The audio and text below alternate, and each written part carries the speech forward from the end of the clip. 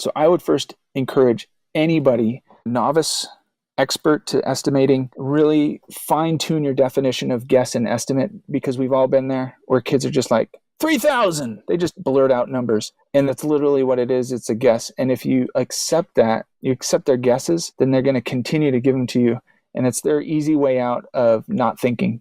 If you find a strategic and welcoming way, an inviting way to get them thinking by saying, hey, an estimate is actually more like a strategic choice of a number. You're hearing great words and great wisdom from Estimation180.com creator, math change agent in training, and all-around great guy, Andrew Stadel. In this episode, we'll dive into a great conversation about Andrew's math teaching journey, where he came up with the idea to create the math class favorite resource, Estimation180.com, and how we can maximize the use of his resource to build number sense in our students and promote mathematical discourse in our classrooms each and every day. Hit it!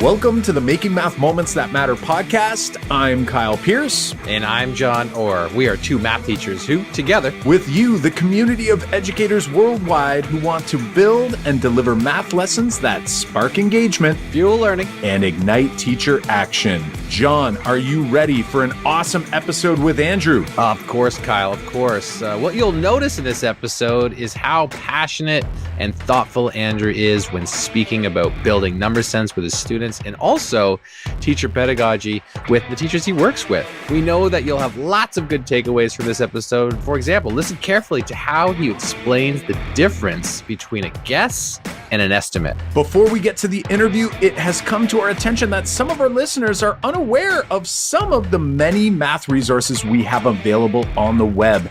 If you teach kindergarten through grade 6, or you have young children at home and haven't been to John's site, Math Before Bed, at mathbeforebed.com, you are missing out. Be sure to check out the over 200 visual math prompts to engage in amazing math discussions with your children before bed or at the start of your class. Who said bedtime was reserved for reading only? Check out mathbeforebed.com. Without further ado, here's our chat with Andrew.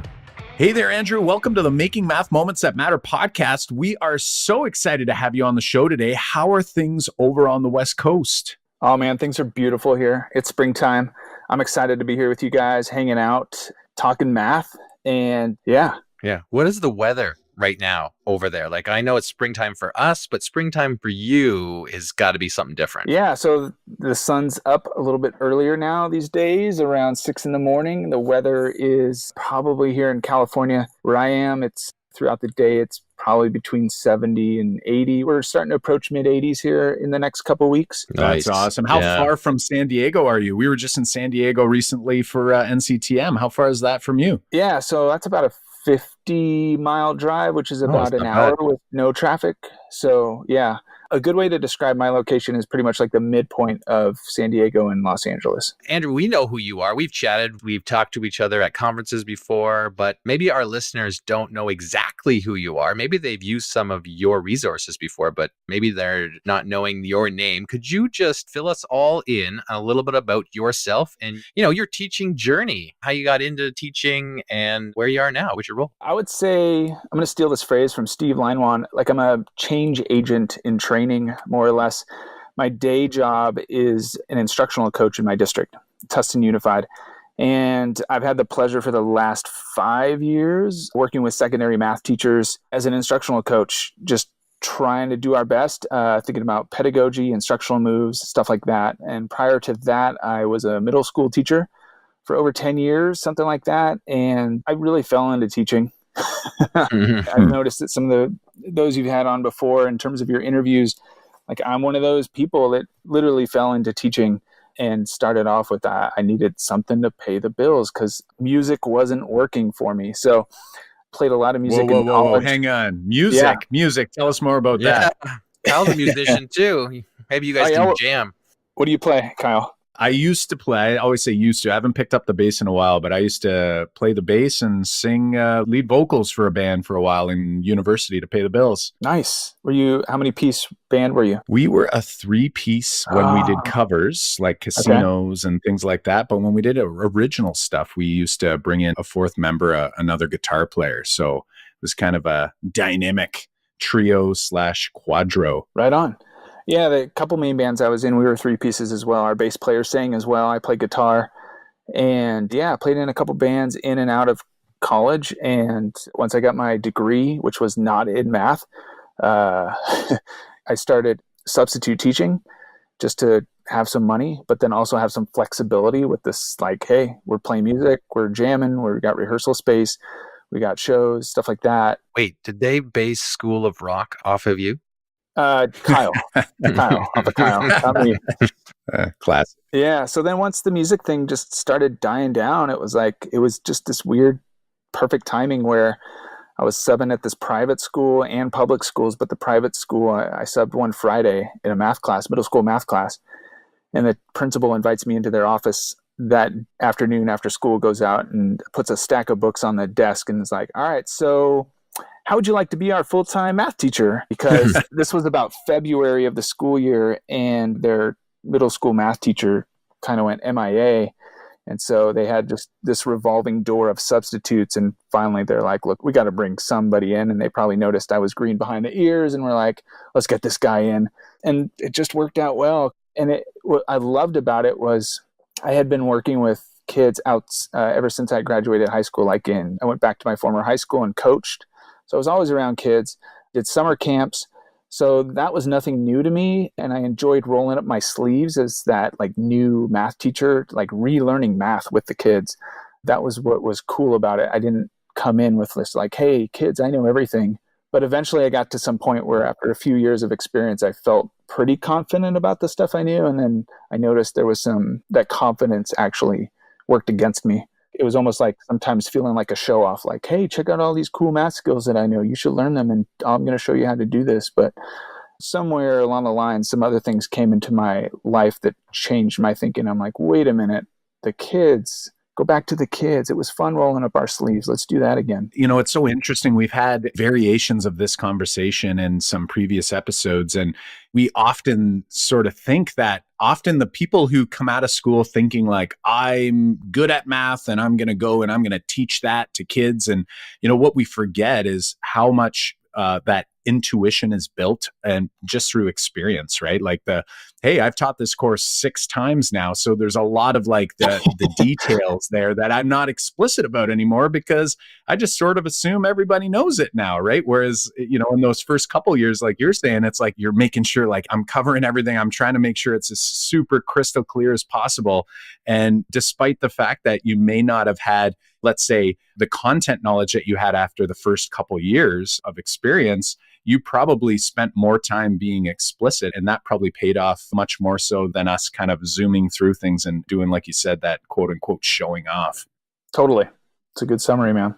I feel like we probably lived parallel lives there. Right. Yeah, for sure. For sure. Yeah. I was on the other side, you know, like I was the teacher that went into math or, you know, as a student was good at math, went in to teach math because I was good at math, went through university, all of that, going in and being like, you know what, I'm going to show kids how to do math in a great way. But for years, 10 years, I taught it the very traditional way. Like, Christina Tonnevold calls herself the recovering traditionalist. And it's like, that was exactly me. Like I am now like switching, or it's been a good number of years now that I've switched over to trying to almost forget the math I already knew so that I could be more beneficial to the students. Oh, sure. Yeah.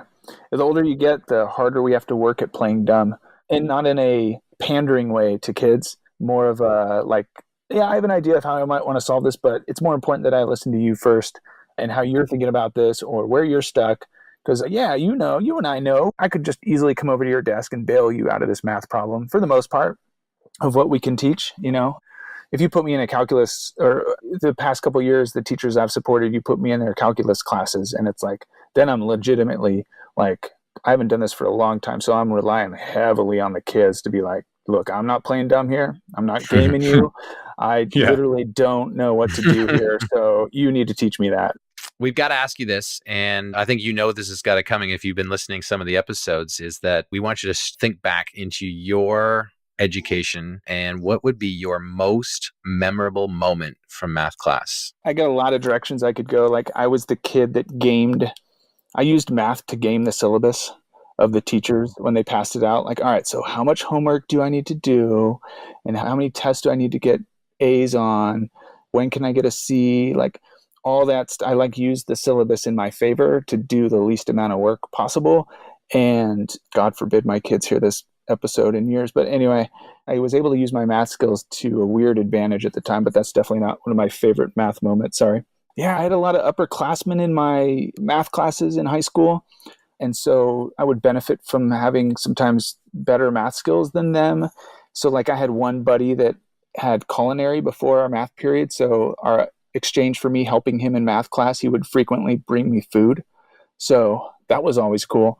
As for teachers creating those magical math moments, I didn't have a lot of those. And so, yeah, I was thinking about that. I had like a pre-calculus teacher who played football in college, and like, what else did he do? Oh, it took 7 attempts to pass the bar exam. Like the guy was not happy about teaching. Like the moments that I remember were like, he would get through explaining something on the chalkboard and a lot of us would raise our hand and be like, so can you explain that one step again? We didn't get that. And he'd be like, well, I already explained it. You should get it. You should already know how to do it. Like he was sending a message to us that it's like, yeah, well, we don't get it kind of thing. But I would say my favorite math moments outside of being a student in high school would be this recent year as an instructional coach. We did instructional rounds with our math teachers where they got to go see other math teachers teach in their own classroom. And so part of my job as the coach is leading up to those instructional rounds. All right, so let's say Kyle is going to teach something. I'll work with Kyle. Like, Kyle, what do you got planned? What do you want to do when the other teachers are coming in? It's not a dog and pony show, but like what's something that we've been working on, you and I together collaborating on? Okay, so let's put that into action. So then on the day of the instructional rounds, John and I and a couple other teachers would come into your classroom and we'd pretty much take notes. Kyle would give us evidence or areas of focus that we want to pay attention to for you and gather some evidence since there's additional sets of eyes and ears in the classroom. But John and I would essentially be there to steal ideas from Kyle, the classroom teacher. And then the same thing in the same day, we would switch. Like, so then John would go to his classroom and Kyle and we'd go into your classroom and do the same thing. We'd steal ideas and there's a pre-brief in the morning and a debrief at the end of the day. And those were my favorite moments from this school year because the teachers were giddy. It's like, wow, we finally are getting into other teachers' classrooms. We're seeing each other teach. And that we had such high impact on them because they took those ideas and implemented them like almost immediately. Like, hey, I'm going to take that thing that I saw in John's class and I'm going to use it in my class. I'm going to take that thing from Kyle's class and I'm going to use it. Like, so recently, those have been my favorite math moments when teachers see each other teach. And side note on that is like you see teachers like practice their skills with students who aren't theirs. Like, so when the teachers would be in the other teachers' classrooms helping other students, just seeing them work on questioning strategies and stuff like that, because there's not necessarily like this personal responsibility that this is my student, not somebody else's student. So there's lower risk there. But for the most part, the point is like just teachers seeing each other teach is so valuable. And it was amazing this year and the highlight of my school year this year. Right. So those have been my favorite moments. In my district, my school, we've been involved in lesson study for the last 4 years, which is our math department has been getting together quite periodically, given release time. So supply teachers or substitute teachers go into our classrooms while we go meet in a room and we co-plan lessons together. And the great part about that is we're all bringing different things to that lesson. And we've picked a focus to say, like, we're going to try to get better at this. We're going to try to address this learning need for the students that we've kind of identified in advance. And what I love is that my math department has variations of different teachers, and they all bring different things to that table. And we co-plan a lesson that is, since we're co-planning it, we're all putting something on the table for that lesson. And then one of us will go and deliver it. and we all go watch. And like you said, it's awesome not only to see other classrooms and other teachers in their classrooms, but it's really awesome to see how the kids react to something you've planned. Because as a teacher, you're watching students when you're delivering lessons, but you don't get to see everything. And when you're in the back or on the side and you're not on the main stage, you can watch different things and you get a sense of how the students are reacting in different ways. And it's so valuable to see some of that. I totally agree. Like those are the most beneficial ways that we've done PED in our school, and our district has adopted that in the last couple of years. So it's kind of district wide now, but it's been great. And I totally agree with what you just said too. So I relate for sure. Yeah. I found that, like, I'm so glad we were able to do it too, because my first few years as an instructional coach, I found myself like almost like, wait, I'm getting paid to do this? Like, I'm in so many other teachers' classrooms where I was able to steal ideas. So like take an idea from one other teacher and say, hey, it's so-and-so, John's using this in his classroom and you might be across the district and across the city. And I'm working with Kyle and I was like, hey, well, John tried this in his class. So check this out. So like that was cool that I was able to see it in other teachers' classrooms, but it was like, there's still a missing piece here. It would be awesome if they saw each other teach, because like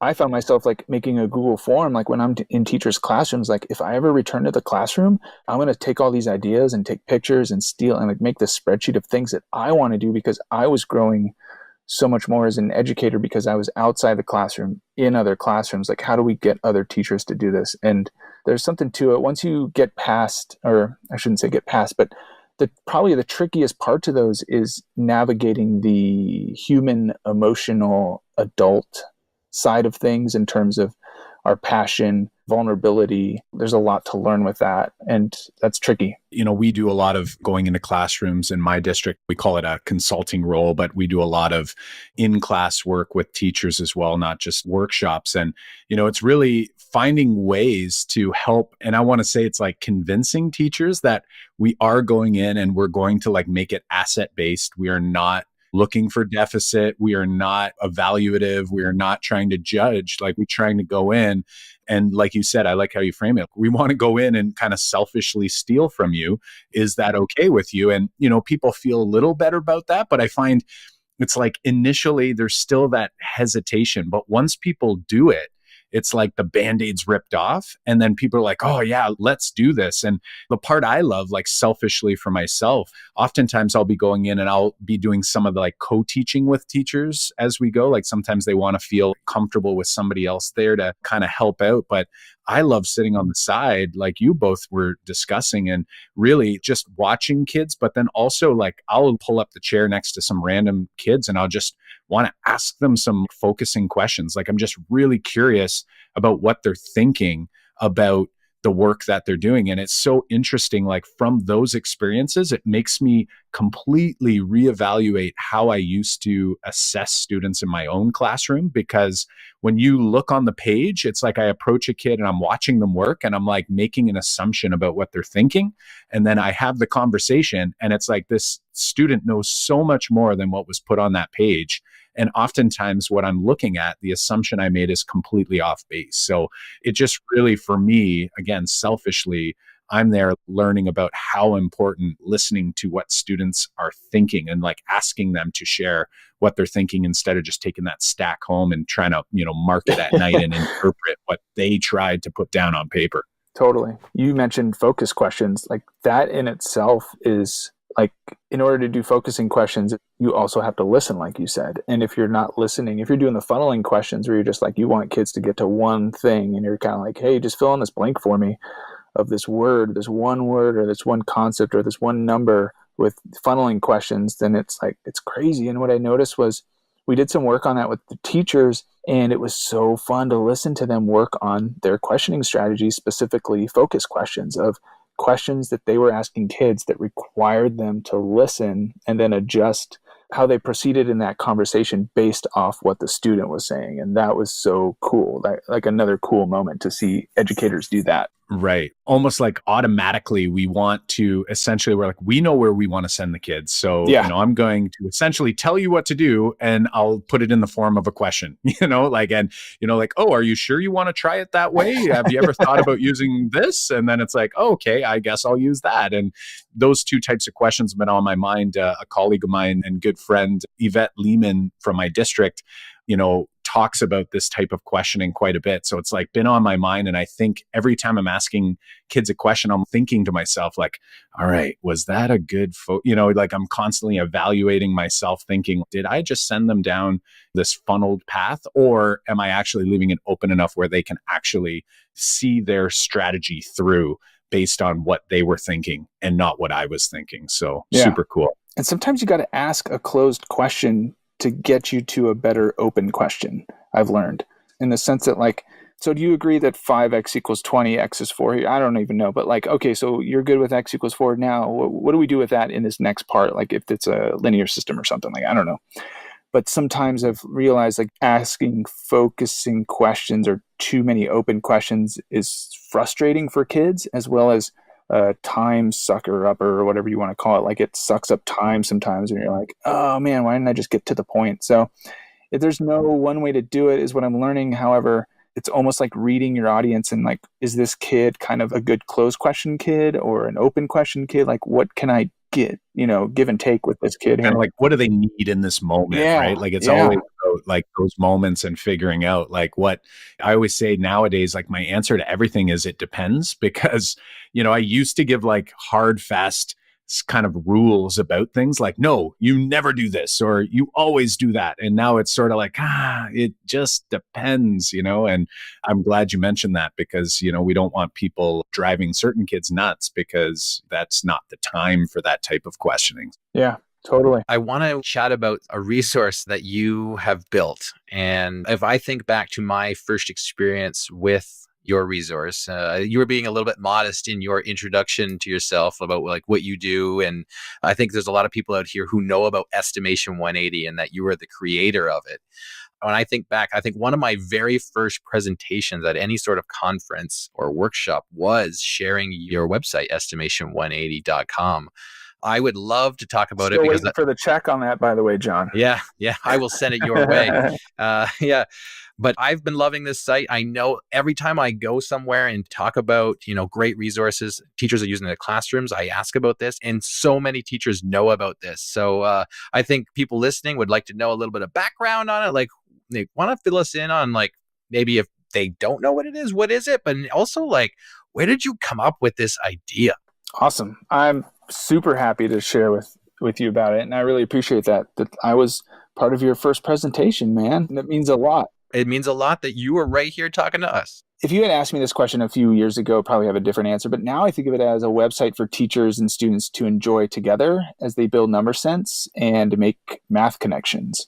So if you haven't visited the site, there's over 180, there's over 200, I think, actually now, visual estimation challenges that serve like as a conversation piece in classrooms for teachers and students. And it allows them to engage in many aspects of the mathematical process. And I'm going to list a few. It's not an exhaustive list of the mathematical process, but simply asking questions, thinking critically, creating a reasonable range, like formulating plans, executing that plan, and revising things once you get more information. So when you're attending to precision, you're kind of going throughout that process. It's kind of like a loop, and you can do all of those again. You can do some of those again. I feel like it's a low risk environment because the visuals provide a conversation piece.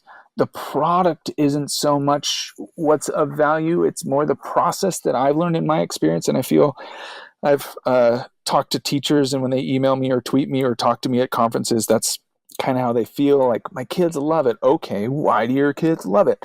Well, it gets them thinking, and they get really upset.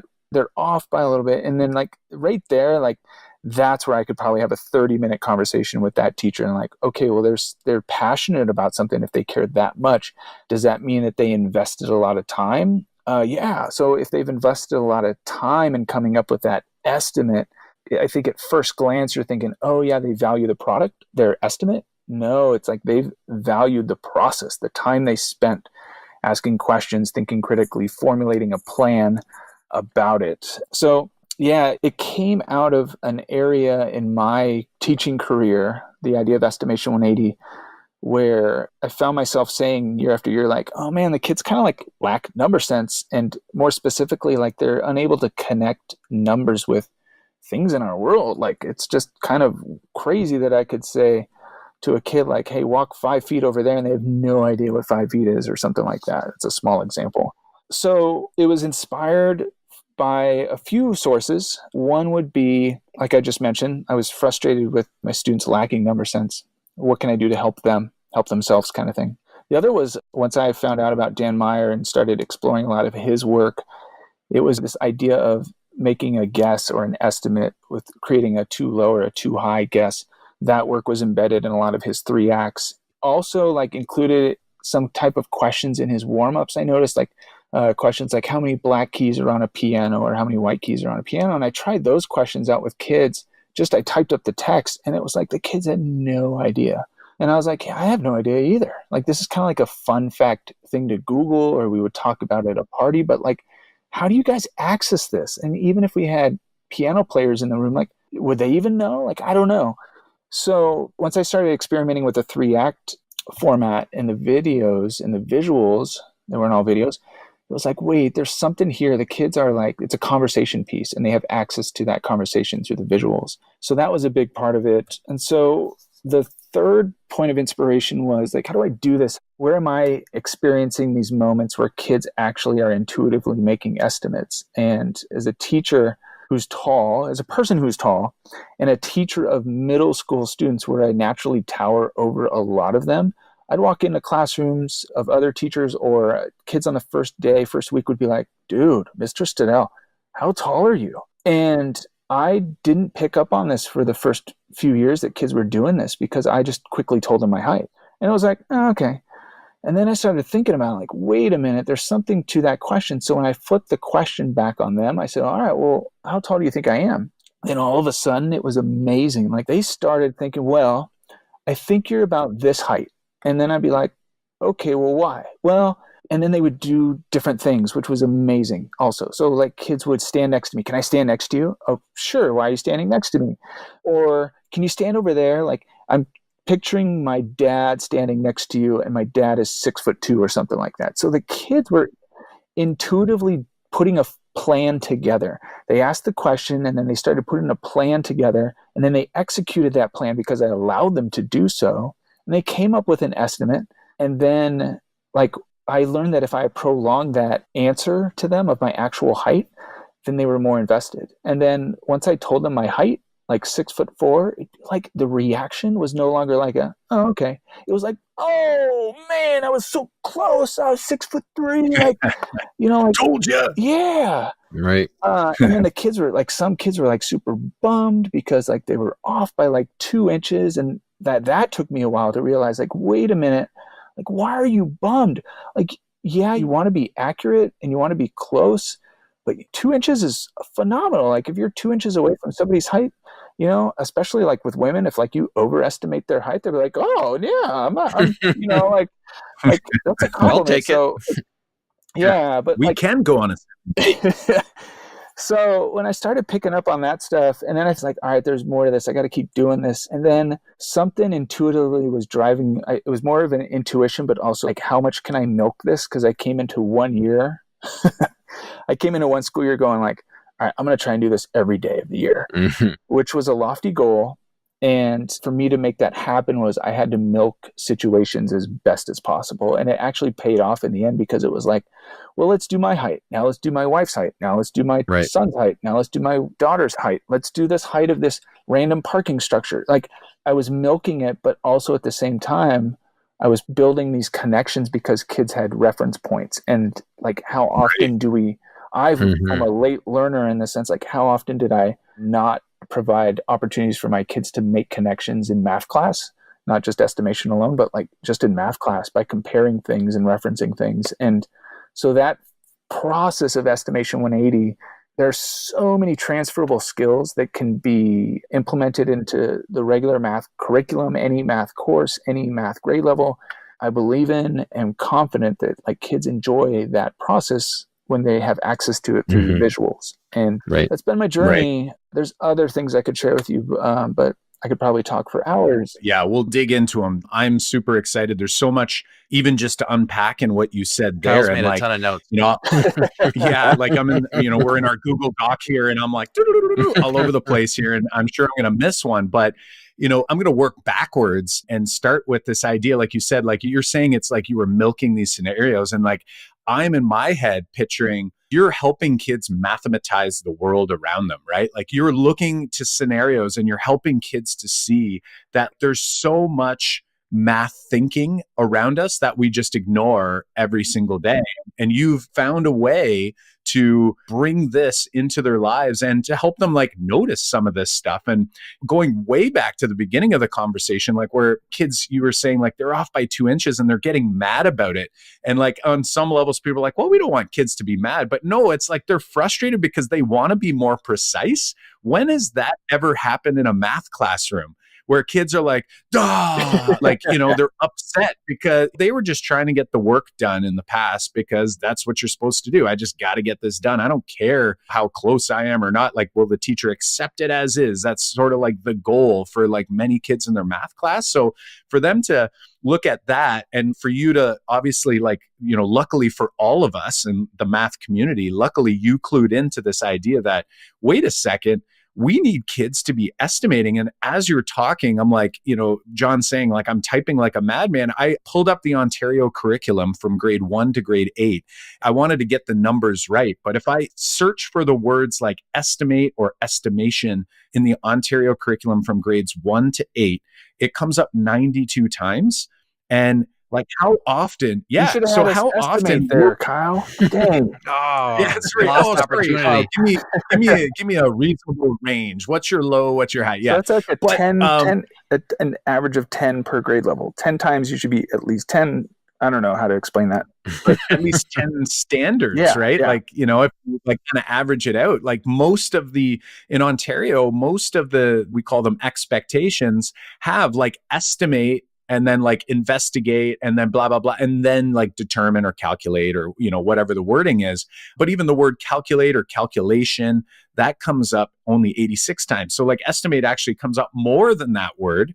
And, just to kind of drive home this point, like I taught for almost before I started really focusing in on like getting kids estimating and through the use of 3-act math, through the use of estimation 180, I was not having my kids estimate. Like I was the kid in school that would look at like part A question was estimate, part B was calculate. Like I'd calculate and then I'd like take 2 off and call that my estimation. Like I was that kid just looking to get it done.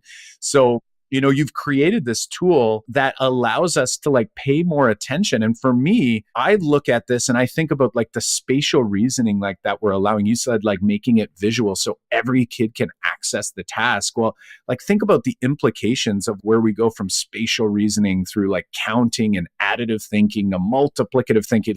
And I look at the different visuals on your site and I look at them and it's like, as a teacher, you could milk these. You're talking about milking the scenarios from your daily life, but you could literally go into estimation 180 and milk some of these ideas to like draw out some pretty complex thinking, like around fractions, around, that multiplicative relationship. Yeah, I don't know. Just through what you said there, it was like all these crazy fireworks were going off in my mind. So I'm sure I've got a ton. But I was excited to hear you sharing that. And I hope people at home are looking and thinking about this as like, wait a second, am I maximizing the use of this tool? So I'm going to put it to you and say, how do you believe teachers can best maximize the resources on estimation 180? Like, what might that look like, sound like? Like, feel free if you want to share, like, what if you're just getting started or, maybe you've been using them for a while, like how might you maybe up the ante a little bit to draw out as much number sense out of it as possible? Yeah, I'd love to talk about that. I would first encourage any teacher familiar with it or new to it to just first think through the idea of the difference between a guess and an estimate. This is pretty big. You might think they're pretty similar. And so I have some stuff online, resources where I can lead some people if they're interested. And I think this is a valuable part of the process because here's how I typically explain it. Like if the 3 of us sat down at a restaurant that has those like red painted ketchup bottles, there's ketchup inside, but you have no idea how much ketchup is inside. And I said to one of you, I said, hey, John, how much ketchup do you think is in that bottle? Now, John might start reaching with his hand to pick it up, and I just say, no, no, no, just guess. Because that's what it is. Like, John has no idea how much is in there unless, like, John was watching the restaurant patrons before him squeeze a bunch of ketchup onto their French fries or something. Like, I don't know. But you didn't have that chance. So, like, you have zero information, and the ketchup, the bottle is painted red, so you have no idea. That's a guess. And so the second John picks up that bottle, he now has more information, and we've now transitioned from a guess to an estimate because he can use the weight of it. He can shake it. He can, I don't know, he can do something with it that's going to provide him with more information to say something like, it's about half full, or there's about a quarter left, or something. He's narrowing it down to about like a range. So I would first encourage anybody, novice, expert to estimating, really fine tune your definition of guess and estimate, because we've all been there where kids are just like, 3,000. They just blurt out numbers. And that's literally what it is. It's a guess. And if you accept that, you accept their guesses, then they're going to continue to give them to you. And it's their easy way out of not thinking.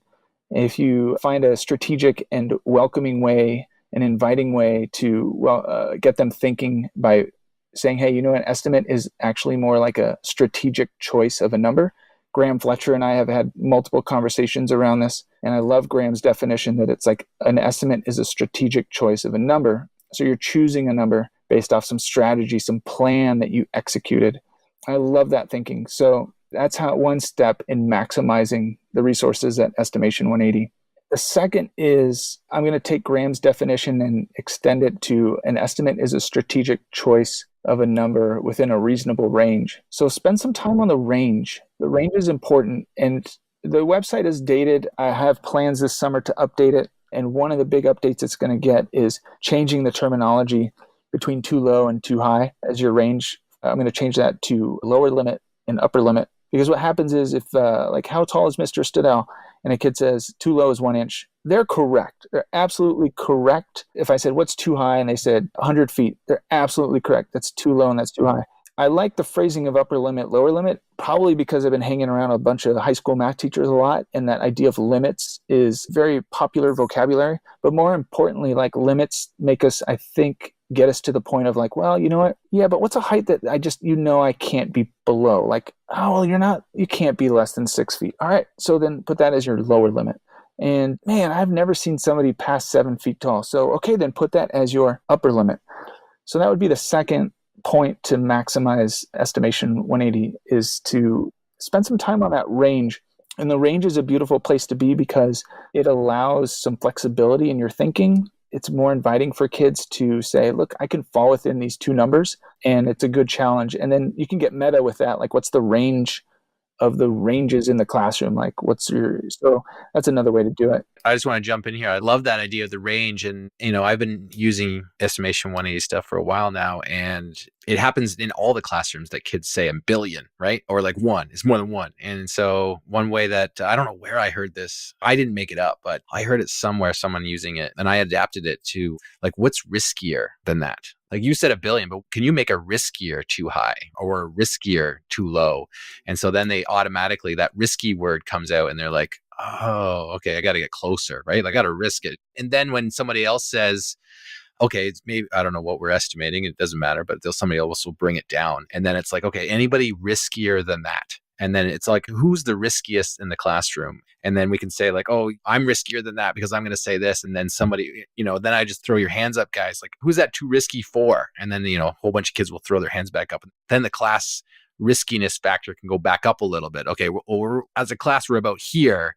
Otherwise, we're too risky for most of us. And then we start bringing it up from the floor. So I've been using risky, but I like the upper limit, lower limit too. You could still incorporate risky. I've heard Dan Meyer said, be braver. So that's the equivalent of your risky. And it's the same idea. Just like, yeah, can you be braver? Maybe that's where I heard it.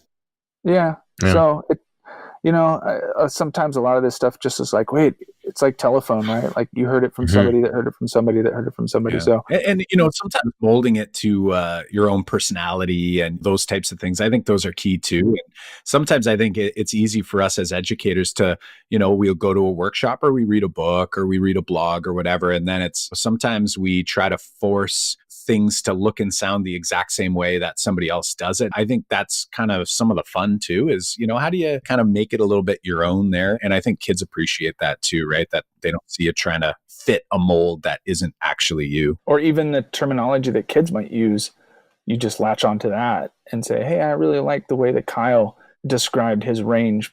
And I asked him about it, and he says, well, I wanted to be a little risky today, it can even come from what kids say. I would say another way for teachers to maximize Estimation 180 would be, there are opportunities for you to use the tasks with the content that you're required to teach. Admittedly, there's not a process for you to just say, yeah, I'm teaching this standard, and click on that standard and like Estimation 180 challenges populate, and you're like, that's definitely on my list of things to do at some point. But don't let that hold you back. You could pick any day. And like, for example, I've got a series of cheese balls on large plates, small plates, baking trays, stuff like that. And you could do it in a high school class. I've done it in a kindergarten class. I've done it in a third grade class. I've done it in middle school classrooms. It doesn't matter. The kids think about it in very similar and different ways. It's the skills that the students bring into the task that you can now transfer to the things you need to teach. So in those specific examples with the cheese ball, you're talking about area. You're talking about how much area is being covered by cheese balls. And then you're talking about the defined region. So like a circle, a rectangle, you're talking about possibly negative space, and the strategies that kids come up with. If you're listening, so to maximize the resource is listen to what your students are coming up with, tap into those, and those now become the skills that you can transfer to the stuff that you are doing in your class. I know a lot of teachers think of it as a warm-up, and that's awesome. I agree. When there's opportunities to use it with your curriculum, fantastic.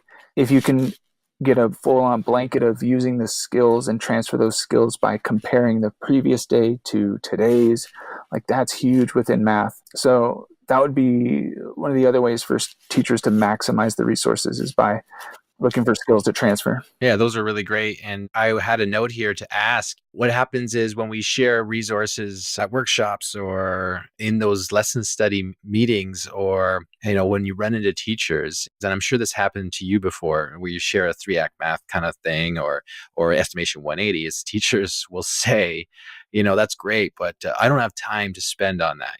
I have to teach the curriculum. I have to teach the standards. So I think you've just touched on a lot of answers to that main question of help those teachers see that you're teaching more than just the curriculum. And also, if you want to address the curriculum, hey, these do that too. So would you say anything else to those teachers that, they always have that, oh, I can't do that because I don't have time. Like my class is only 60 minutes and I got to get right to the punch here. What would you say to those kind of teachers, more than you've already answered that? Have a beer? No, just kidding. I would love to ask why. I don't know what I would say to them. I'd want to listen to them, probably ask them a question and just say, so what's holding you back?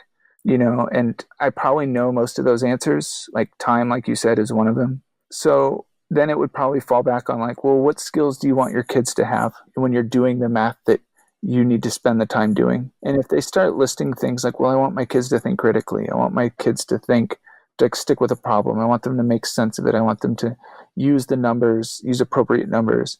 I say, oh, okay, well, everything that you listed there, or it doesn't have to necessarily be everything that they listed, but so I noticed that you kept going back to thinking critically and executing a plan or something. So and then I would segue into like, so you can do that with the estimation tasks, and you'll see your kids doing those skills that you want them, and it's your opportunity to name it and call it out and say, hey, I loved when Kyle used this strategy of stacking. And guys, he's like adding these stacks together, and we call that in math the additive property. Or, John over here saw one thing, but then he noticed that he could get like 10 of those in this defined space that we did in this estimation task. So he multiplied instead. That's called the multiplicative property. Like there are opportunities for teachers to name the skills that they see their students doing and then say like, I want you guys to do this in this stuff we're supposed to teach too. So I think I'd probably start with questions and then listen to what the skills that they want their students to have and say like, yeah, you'll see those come out when you do these estimation tasks. I would argue, just like you said, like learning more about what the challenges are, like what are the at least perceived hurdles that teachers are having. And, a question I might want to ask a teacher is, so like, where is estimation coming out in my classroom? So if not through this resource, where am I purposely drawing on students to make meaningful estimates? And, I think the struggle is if I'm resorting to, let's say, my textbook or my worksheets or whatever it is, it's very difficult for students to make meaningful estimates because all the information's on the page, right? Like, it's like you can't ignore the measures that are on the diagram or those types of things. So that withholding of information, I think, is so important. And, I like how you mentioned, take these and try to link them to the concepts that you're going to be working on that day. And, you don't have to start with day one just because that's what the website is day one. I could go to the cheesy poos section because that's related to area and I'm going to be working on area. So, I really like how you help sort of paint a bit of a picture of how that might actually be used most effectively in the classroom. So the next thing we wanted to ask you, and we're looking at the time here and we don't want to run out of time, but, word on the street is that you may be planning on bringing us another math podcast to all of our wonderful, wonderful listeners of Making Math Moments That Matter podcast. Do you mind telling us a little bit about that? Like, what are your plans and what's it going to look like, sound like? Yeah, thanks, man. The word on the street. It's a small street right now, for sure. The podcast. All three of us are on it. Yeah. We're like shouting across the street from each other. So here's the deal. The podcast I'm entertaining and getting ready to launch this year at some point is Math Confessions. And what that means is I want to use the podcast as an opportunity to interview math educators. And I want to hear their stories about times when they regret using certain methods, practices, things they did at one point where they were like, they thought that was the best that they could do at the time. And at some point they realized, oh, there's a better way to do it. So they learned a lesson. They learned something about themselves. So I want to hear the story about something they regret, a confession, and what they learned and what they did with what they learned. So for me, example, like I remember teaching integers in middle school and I came up with like 2 acronyms, and it's not my proudest moments teaching. I came up with this whole football scheme for slope intercept with y equals mx plus b. Not my proudest moments, but there's a story there. At the time, I thought I was doing the best I could for my kids. And then I realized later on, at some point, I learned some lessons that I was doing them a disservice, and I changed my ways, and I've been growing ever since. So I think there's a lot of power in us hearing from each other that this is a journey for all of us. We had to start somewhere. What have we learned? What are some lessons we've learned along the way? And I think it would, for an audience that would say like, oh, okay, I'm not the only one who's with these challenges. And then at the same time offering some resolution for those and reassurances too, that it's like, all right, cool. So I can still take something that I learned and move forward in my teaching career or as a math educator. So I'm looking forward to interviewing a lot of people, yourselves included. I would love for both of you to share your stories and what lessons you've learned. We would love to. That's Math Confessions. And if you head to mathconfessions.com, you can sign up, and I'll holler at you when we got some episodes in the bank and are ready to launch probably in the fall sometime. The fall of this year. 2020 is the goal, yeah. Or no, 2019. Jeez. Yeah. That's this year. Yeah. Fall of 2019. Cool. That's exciting. I'm pretty pumped to listen to that and also to chat for sure. That's awesome of you too, and exciting of you, and lots of work coming your way. But I think the math community needs it. I appreciate that. That's cool. I'm looking forward to it. Well, listen, Andrew, we've had a pleasure and a blast just chatting away with you. You just shared out mathconfessions.com. So make sure that you head to mathconfessions.com. My guess is there's going to be some sort of opt-in box there for you to hop on his list. Andrew, where can people find more from you? We heard Estimation 180. Is there anything else out there that people should be aware of? Maybe where they can follow you on social media, just to make sure they've got a complete view. And then we'll make sure to also include all of these links in the show notes. Cool, thanks. Yeah, the best place to find me is probably at estimation180.com. You can find me on Twitter. It's Mr_Stadel, so Mr_STADEL. And if you head over to Estimation 180, I've got a place for you where you can subscribe to a newsletter that I'm going to rejuvenate here and start sending out some ideas and some good stuff your way in preparation for my hopes is to also have an online workshop available to teachers in spring of 2020. So the intent behind that is to share a lot of the things and resources and lessons I've learned, not only from my own classroom, but from other teachers' classrooms and their experiences, and dive into a lot of the things that I just discussed here in terms of how to maximize the resources at Estimation 180.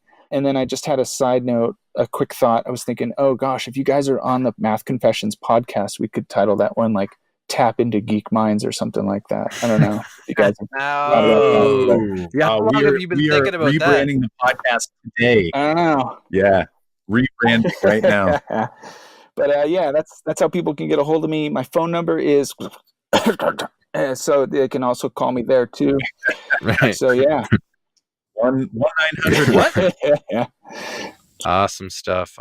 Andrew, we want to thank you for spending the last hour with us. It's been a pleasure, and we'd love to connect with you in the future. So we definitely want to thank you and hope you have a great rest of your week and back in the classroom or back in the coaching role. But we're pretty pumped to talk with you further. Yeah, I want to thank you guys too. Before you guys can definitely say the final cutoff, but I can't thank you guys enough for this. This has been a lot of fun talking math and Estimation 180 and everything else. So I've learned a lot from you guys, and I'm excited to hear more podcasts from you guys. Thanks so much, Andrew. We will catch you soon. We are super excited to see the launch of that podcast, and we'll see more stuff coming on Estimation 180 as well. So we'll talk to you soon, and have a great evening. Thanks, guys. See ya.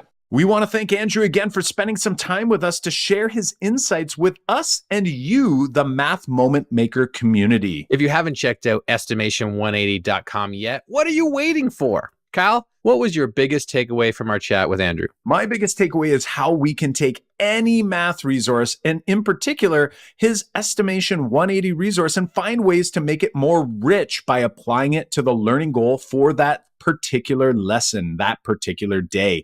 Let's not think about trying to use a great resource like this and then worrying about trying to fit it all in. How could I take that resource and how can I actually use it to help complement the lesson that I'm going to be teaching that day anyway? I think Andrew did a great job of really helping us see how we can actually incorporate this particular resource without having that worry of jamming it all in. How about you, John? What resonated with you? What I took away from that conversation was when he was explaining his role as a change agent, but also, helping teachers change some of their classrooms. I really enjoyed his big moment that he said this year about having teachers watch other teachers and bring them together and learn from each other. I resonated with that. You could hear that in the episode because we do that in our class. But what I really took away from that was how he was bringing teachers from across the district together to learn from each other, like only take good things from this lesson, right? Like don't watch for judgment, watch for assets only, and then take that away and take that back to your school.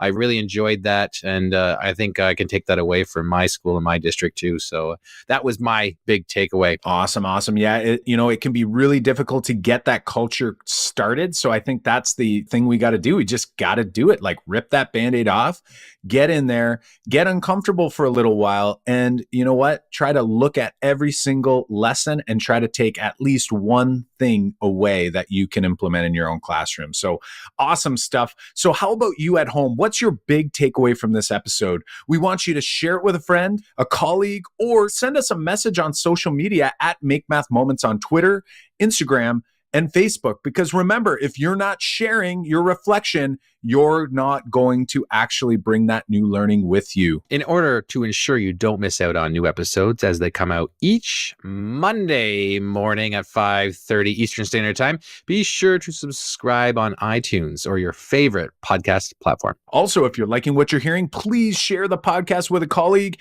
and help us reach a wider audience by leaving us a quick review on iTunes and tweeting us at Make Math Moments on Twitter. Show notes and links to resources from this episode can be found at makemathmoments.com/.